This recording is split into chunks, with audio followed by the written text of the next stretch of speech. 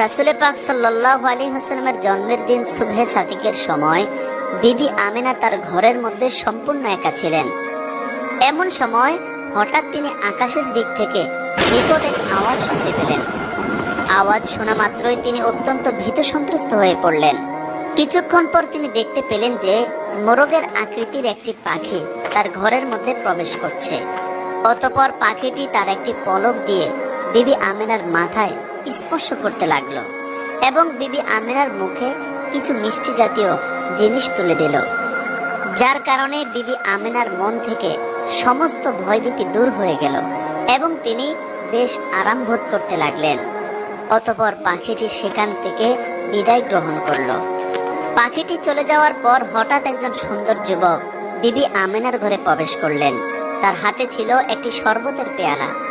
যুবকটি বিবি আমেনাকে বলল, হে আমেনা, আপনি এই শরবতটি পান করুন। তখন বিবি আমেনা উক্ত যুবকের হাত থেকে শরবতের পেয়ালাটি নিয়ে পান করলেন। শরবতটি পান করার সাথে সাথে বিবি আমেনা সমস্ত শরীরে সজীবতা অনুভব করলেন। এরপর উক্ত যুবক বিবি আমেনার ঘর থেকে বিদায় গ্রহণ করলেন। অতঃপর কয়েকজন সুন্দরী নারী আকাশের দিক থেকে বিবি আমেনার ঘরে তাশরিফ আনলেন। তাদেরকে দেখা মাত্রই বিবি আমেনা জিজ্ঞাসা করলেন, হে মহিষী নারীগণ, আপনারা কারা? আপনাদের পরিচয় দিন। জবাবে তারা বলল, আমরা হচ্ছি বিবি হাজেরা, মরিয়ম এবং আসিয়া আলাইহিস সালাম। তাদের পরিচয় পেয়ে বিবি আমেনা অত্যন্ত আনন্দিত হলেন। এরপর তারা বিবি আমেনাকে লক্ষ্য করে বললেন, আপনার চিন্তার কোনো কারণ নেই, আমাদেরকে আল্লাহ তাআলা আপনার খেদমতের জন্যই পাঠিয়েছেন। বিবি আমেনা তাদের কথা শোনা মাত্রই আল্লাহ তাআলার দরবারে শুকরিয়া আদায় করলেন। এরপর উক্ত জান্নাতি রমণীগণ বিবি আমেনার খেদমত শুরু করে দিলেন। এরপর অদৃশ্য থেকে একটি আওয়াজ ভেসে আসলো। কে যেন আমেনাকে লক্ষ্য করে বলছে, হে আমেনা, একটু পরেই তোমার সন্তান ভূমিষ্ঠ হবে। তুমি তোমার সন্তানটিকে মানুষের দৃষ্টির আলে রেখো, কেননা তিনি সাধারণ কোনো লোক নয়, তিনি আল্লাহর পেয়ার হাবিব এবং দোজাহানের বাদশা হবেন।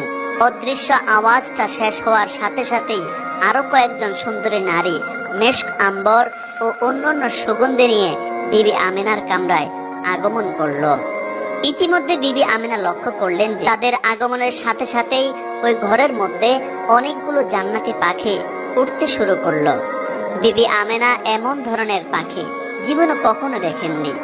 এই সকল কুদরত ও দৃশ্য দেখে বিবি আমেনার চোখ জুড়িয়ে গেল এবং তিনি আল্লাহ তাআলার দরবারে মন ভরে শুকরিয়া আদায় করলেন। এর কিছুক্ষণ পরেই মনোমুগ্ধকর পরিবেশের মধ্যে তাশরিফ নিলেন দোজাহানের কামলিওয়ালা নবী হযরত মুহাম্মদ সাল্লাল্লাহু আলাইহি ওয়াসাল্লাম। তিনি ভূমিষ্ঠ হওয়ার সাথে সাথে সিজদায় পতিত হয়ে বলা শুরু করলেন, লা ইলাহা ইল্লাল্লাহু মুহাম্মাদুর রাসূলুল্লাহ সাল্লাল্লাহু আলাইহি ওয়াসাল্লাম। শিশু মুহাম্মদ সাল্লাল্লাহু আলাইহি ওয়াসাল্লাম জন্মগ্রহণ করার সাথে সাথে বিবি আমেনার ঘরটি আলোকিত হয়ে গেল। বিবি আমেনা বলেন, আমার রেহেম থেকে এমন একটি নূর বের হলো যে সেই নূরের আলোয় আমি শাম সিরিয়ার প্রাসাদগুলো পর্যন্ত দেখতে পেয়েছিলাম। অতঃপর আকাশ থেকে একখণ্ড মেঘ নেমে এসে শিশু মুহাম্মদ সাল্লাল্লাহু আলাইহি ওয়াসাল্লামকে বিবি আমেনার কোল থেকে নিয়ে উপরের দিকে চলে গেল। এই সময় অদৃশ্য থেকে একটি আওয়াজ আসলো, এই শিশুটিকে সমগ্র পৃথিবী ভ্রমণ করিয়ে নিয়ে আসো, যাতে সারা দুনিয়ার সকল মাখলুক এই শিশুটির কাছ থেকে বরকত হাসিল করতে পারে। শিশু মুহাম্মদ সাল্লাল্লাহু আলাইহি ওয়াসাল্লামকে মেঘখণ্ড নিয়ে যাওয়ার পর বিবি আমেনা ঘরের মধ্যে একাকী বসে বিভিন্ন চিন্তা করতে লাগলেন। ঠিক এমন সময় কিছুক্ষণ পরে মেঘখণ্ডটি আবার শিশু মুহাম্মদ সাল্লাল্লাহু আলাইহি ওয়াসাল্লামকে বিবি আমেনার ঘরে পুনরায় নিয়ে আসলেন এবং বিবি আমেনার কোলে শিশু মুহাম্মদ সাল্লাল্লাহু আলাইহি ওয়াসাল্লামকে ফিরিয়ে দিয়ে মেঘখণ্ডটি সেখান থেকে বিদায় গ্রহণ করলেন। এরপর বিবি আমেনার ঘরে তিনজন জান্নাতি সুদর্শন যুবক প্রবেশ করলো, যাদের একজনের হাতে ছিল স্বর্ণের একটি পানের কলসি, দ্বিতীয় জনের হাতে ছিল একটি জান্নাতি আংটি এবং তৃতীয় জনের হাতে ছিল একটি রেশমি কাপড়ের টুকরা। প্রথম ব্যক্তি বিবি আমেনার কোল থেকে শিশু মুহাম্মদ সাল্লাল্লাহু আলাইহি ওয়াসাল্লামকে নিয়ে সুন্দরভাবে গোসল করিয়ে দিলেন। অতঃপর দ্বিতীয় ব্যক্তি তার হাতে থাকা জান্নাতি আংটি দ্বারা শিশু মুহাম্মদ সাল্লাল্লাহু আলাইহি ওয়াসাল্লামের দুই কাঁধের মাঝে মোহরে নবুয়ত দ্বারা সিল দিয়ে দিলেন এবং তৃতীয় ব্যক্তি শিশু মোহাম্মদ সাল্লাল্লাহু আলাইহি ওয়াসাল্লামকে উক্ত রেশমি কাপড় দ্বারা পেঁচিয়ে দিলেন এবং পুনরায় তাকে বিবি আমেনার কোলে অর্পণ করলেন।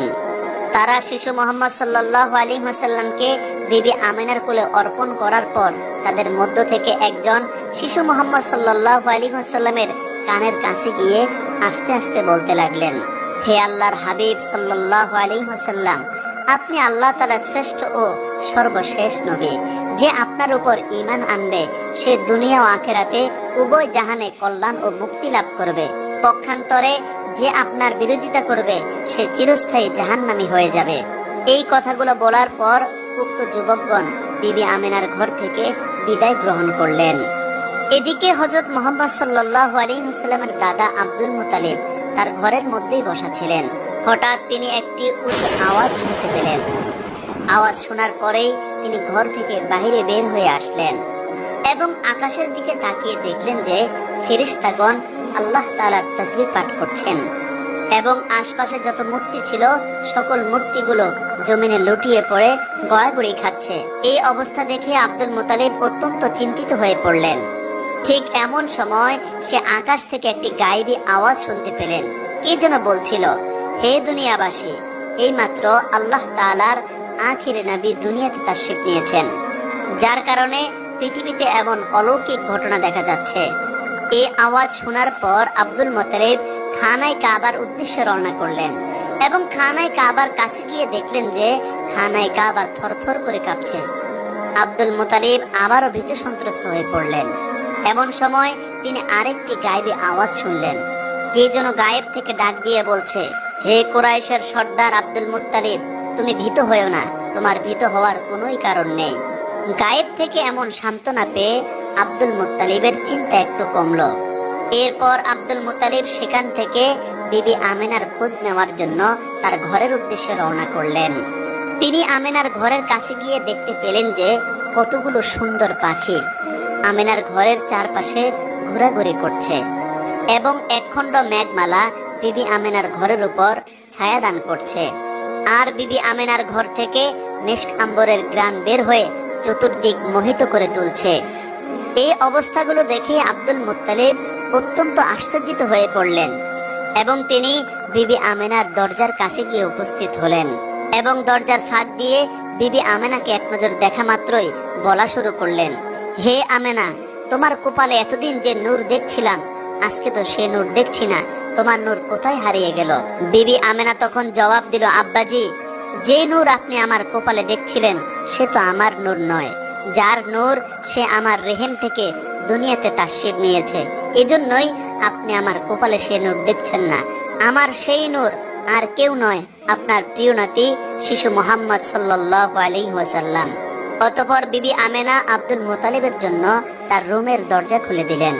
দরজা খুলে দেওয়ার পরপরই আব্দুল মুত্তালিব বিবি আমেনার ঘরে প্রবেশ করলেন এবং শিশু নবী হযরত মুহাম্মদ সাল্লাল্লাহু আলাইহি ওয়াসাল্লামকে এক নজর দেখা মাত্রই তার অন্তরাত্মা জুড়িয়ে গেল। অতঃপর তিনি শিশু মুহাম্মদ সাল্লাল্লাহু আলাইহি ওয়াসাল্লামকে কোলে উঠিয়ে নিলেন এবং তার কপালে শত সহস্র আদর করতে লাগলেন। এরপর আব্দুল মুত্তালিব শিশু নবী মুহাম্মদ সাল্লাল্লাহু আলাইহি ওয়াসাল্লামকে নিয়ে খানায় কাবার দিকে রওনা করলেন এবং তাকে কোলে নিয়ে কাবাঘর তাওয়াফ করলেন।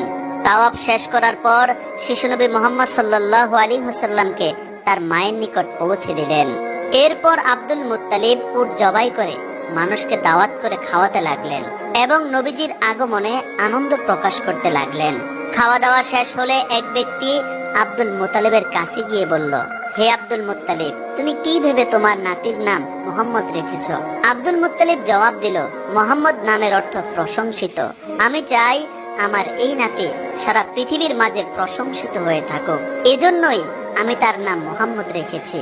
এদিকে আরবের রীতি অনুযায়ী শিশু নবী মুহাম্মদ সাল্লাল্লাহু আলাইহি ওয়াসাল্লামের জন্য একজন দুধ মাতার প্রয়োজন ছিল, কিন্তু কোথাও কোনো দুধ মাতার খোঁজ পাওয়া যাচ্ছিল না। তাই কিছুদিন আবু লাহাবের দাসী সুয়াইবা শিশু নবী হযরত মুহাম্মদ সাল্লাল্লাহু আলাইহি ওয়াসাল্লামকে দুধ পান করালেন। এর কিছুদিন পরেই তাইফের বনু সাদ গোত্রের মহিলারা নবজাতক দুগ্ধপোষ্য শিশুর খোঁজে মক্কার উদ্দেশ্যে রওনা করলো। তারা মক্কায় পৌঁছেই তাদের পছন্দ মতো শিশু নির্বাচন করতে লাগলো। তাদের মাঝে অনেকে এসে মোহাম্মদ সাল্লাল্লাহু আলাইহি ওয়াসাল্লামের কাছে হাজির হলো, কিন্তু শিশুনবী মোহাম্মদ সাল্লাল্লাহু আলাইহি ওয়াসাল্লাম এতিম হওয়ায় তাকে কেউ গ্রহণ করলো না, কারণ তাকে দুধ পান করালেও কোনো ভালো উপঢৌকন পাওয়া যাবে না। এক কথায় শিশুনবী মোহাম্মদ সাল্লাল্লাহু আলাইহি ওয়াসাল্লামকে সবাই অবজ্ঞা করে সেখান থেকে চলে গেল। এদিকে বিবি হালিমা রাদিয়াল্লাহু তাআলা আনহা তার স্বামীর কাছে ছিলেন। তিনি গরিব হওয়ার কারণে ধনী ফ্যামিলির কোনো শিশুই তিনি পেলেন না, কারণ সবাই ভাবছিল তার কাছে সন্তান দিলে সন্তানের অযত্ন হবে।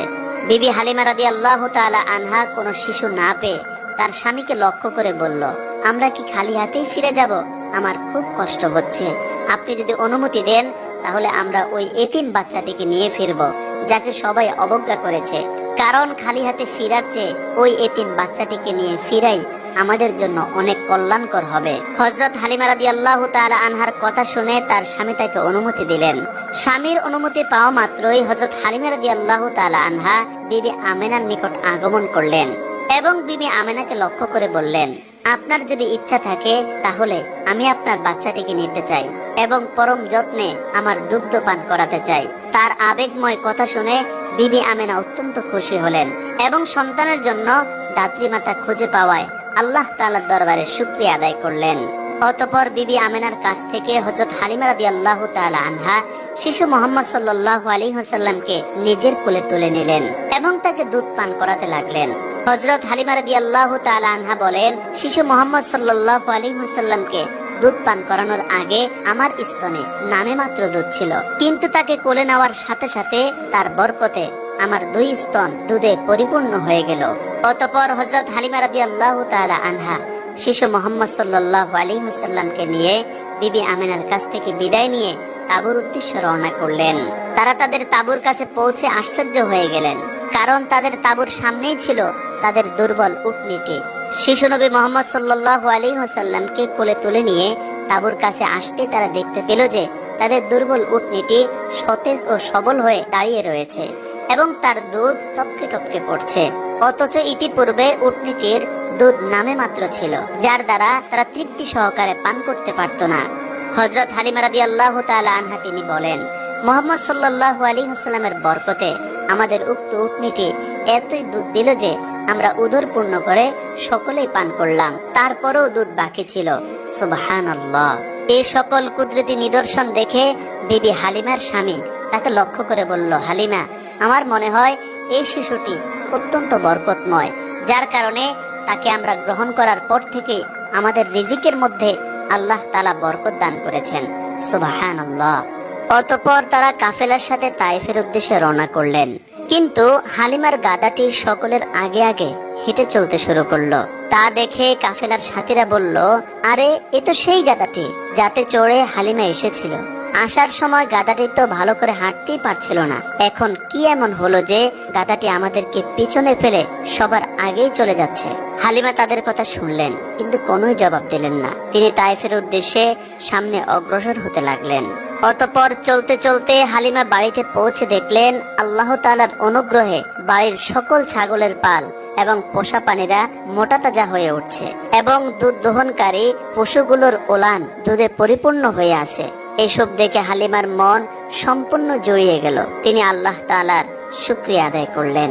এরপর হালিমার গৃহে শিশু নবী মুহাম্মদ সাল্লাল্লাহু আলাইহি ওয়াসাল্লাম পরম যত্নের সাথে 2 বছর পর্যন্ত দুধ পান করলেন। এই সময়ের মধ্যে হালিমার মেয়ে সাইমাই শিশু নবী মুহাম্মদ সাল্লাল্লাহু আলাইহি ওয়াসাল্লামকে সকল ধরনের সেবা যত্ন করতেন, এমনকি বিকেল বেলা তাকে নিয়ে ঘুরে বেড়াতে বের হতেন। এভাবে দেখতে দেখতে দুধ খাওয়ার দিন শেষ হয়ে যাওয়ার পর হালিমা শিশু নবী মুহাম্মদ সাল্লাল্লাহু আলাইহি ওয়াসাল্লামকে দায়িত্বের খাতিরে মা আমিনার কাছে নিয়ে আসলেন। যদিও মুহাম্মদ সাল্লাল্লাহু আলাইহি ওয়াসাল্লামকে ছাড়তে তার মন মোটেও চাচ্ছিল না, কিন্তু করার তো কিছুই ছিল না। হালিমা মক্কায় এসে দেখলেন যে মক্কায় মহামারী চলছে এবং মক্কার আবহাওয়া খুবই খারাপ যাচ্ছে। এই অবস্থা দেখে হালিমা বিবি আমিনাকে লক্ষ্য করে বললেন, প্রিয় বোন, আমার ভয় হচ্ছে মক্কার এই খারাপ আবহাওয়ায় মুহাম্মদকে রেখে দিলে তার কোনো ক্ষয়ক্ষতি হতে পারে। সে কথা বিবেচনা করে আমি আপনার নিকট একটি অনুরোধ করতে চাই। যদি আপনার অনুমতি থাকে তাহলে মুহাম্মদকে আমার কাছে আরো কিছুদিন রাখতে চাই। মক্কার আবহাওয়া ভালো হলেই আমি তাকে আপনার কাছে পৌঁছে